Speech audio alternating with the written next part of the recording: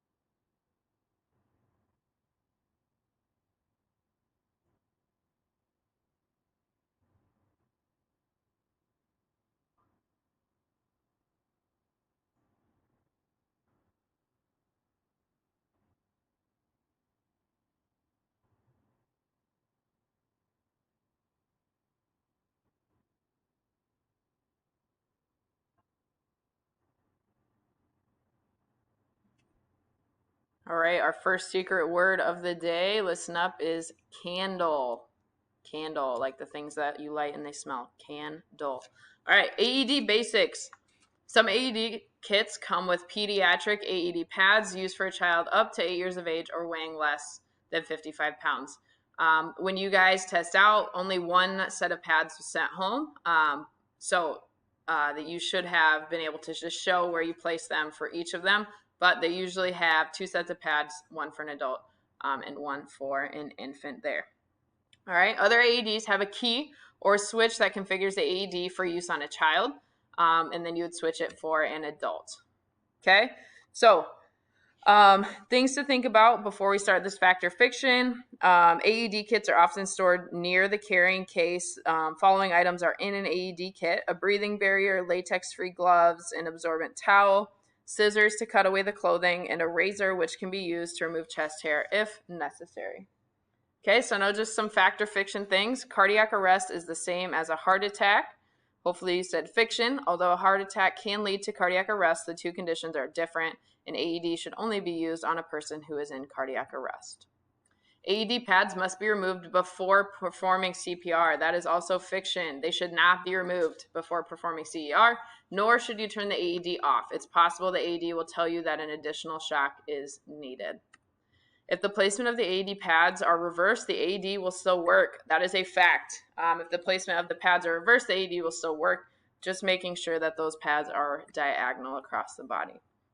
If adult AED pads are not available, it is okay to use pediatric pads on an adult or a child older than 8 years or weighing more than 55 pounds. This is fiction. You do not want to use pediatric AED pads on an adult or a child older than 8 years old. However, because the shock will not be sufficient. So no shock. We don't want to use infant ones on an adult. However, adult AED pads can be used on a child younger than 8 years, weighing less than 55 pounds, if the pediatric pads are not available. So you can't use pediatric on an adult, but you can use adult on a pediatric patient. Is it safe to use AED when the person is in a pool or lying in a puddle of water? If the person is in water, remove them from the water source before using the AED. All right, we don't want them laying in a puddle when you're delivering an electrical shock. Once you've removed them from the water, be sure there's no puddles around you or the person or the AED, and you'll be good to go. It is safe to use an AED in the rain or the snow. That is true. It's safe to use it in all weather conditions. You just want to make sure you can provide a dry environment if that's possible. Okay, so this is different because you're not sitting in a pool of water. It's trickling down from the sky. That makes it a little bit different. But you do want to remove the wet clothing. Make sure their chest is dry before you're putting those AED pads on them. It's okay to use an AED on a pregnant woman. That is true. It offers their best chance of survival for the mother and the fetus.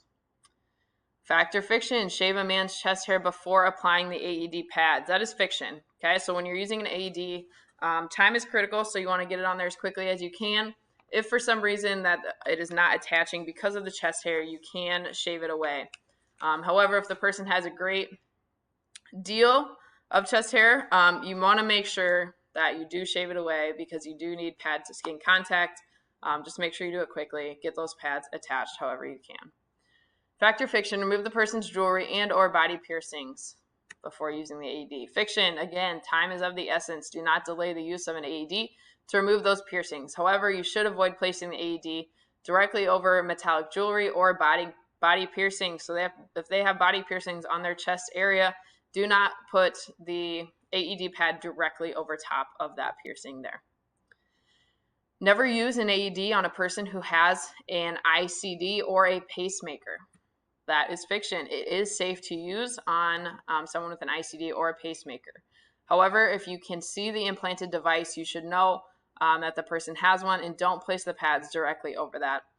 Just move that AED placement pad if necessary. Okay, so oftentimes when people have something, you can see the scar and you can kind of see the cut in their chest, so just don't put it right over it. Put it below, put it next to it, whatever you need to do to not put it directly on that. Never use an AED on an infant. This is fiction. It is safe to use it on an infant using pediatric AED pads, or use the pediatric AED key to switch which level of energy and type of shock you are delivering. Is important if pediatric AED pads are not available or the AED does not have pediatric settings. It is safe to use adult AED pads in the adult levels of energy on the child or the infant. Last one, it is safe to use an AED when a person is lying on a metal surface. That is true. It is safe to deliver a shock to a person in cardiac arrest on the metal surface as long as appropriate safety precautions are taken. Avoid allowing defibrillation electrodes to contact the metal surface and ensure that no one else is touching the person when the shock is done. All right, using an AED.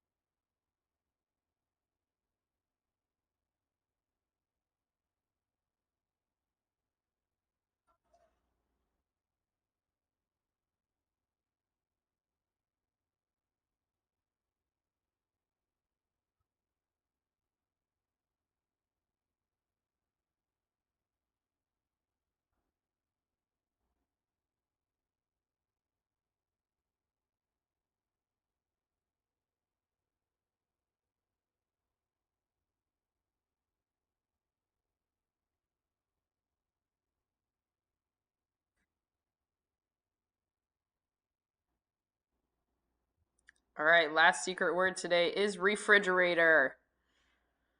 Last couple slides, using an AED. This is important here. If 2 or more responders are available and trained in CPR and using the AED, both should identify themselves as being trained. The first responder begins CPR while the second responder calls 911 or the designated emergency number, obtains the AED, and readies the AED for use. The first responder should not pause CPR until the device is ready to analyze the person's heart rhythm, and the second responder tells everyone to stand clear. While the AED is analyzing, the responder should switch roles. The responder who is taking over compressions should hover with his or her hands positioned just above the person's chest so that he or she can immediately start compressions as soon as the AED prompts that a shock was delivered or no shock is advised. All right, so the advantages of multiple trained responders. One responder can get the AED ready to use while the other is continuing to give CPR, minimizing interruptions between chest compressions because, again, time is of the essence. Switching responsibility for giving chest compressions frequently, for example, every time the AED is analyzing, make sure that it reduces the responder fatigue and improves your quality of chest compressions.